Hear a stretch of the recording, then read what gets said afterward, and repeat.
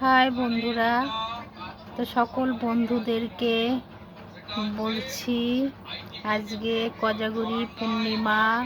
তো আজকে কোজাগরী লক্ষ্মী পূর্ণিমার দিন আমি এই তো একটু আলপনা করে মা লক্ষ্মীর ঘট বসিয়ে একটু মাকে ফল দিয়ে মিষ্টি দিয়ে ভোগ নিবেদন করেছি। তো আমি এখানে ছিলাম না, তো দুর্গাপূজায় আমি বাড়িতে গিয়েছিলাম।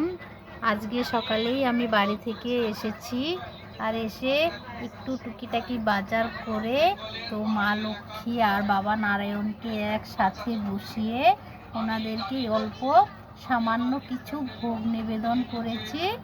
তো এই হচ্ছে আমার মা লক্ষ্মীর ঘট। তো ঘট আলপনা কেমন হলো বন্ধুরা? তো অল্প বললে ভালো হবে।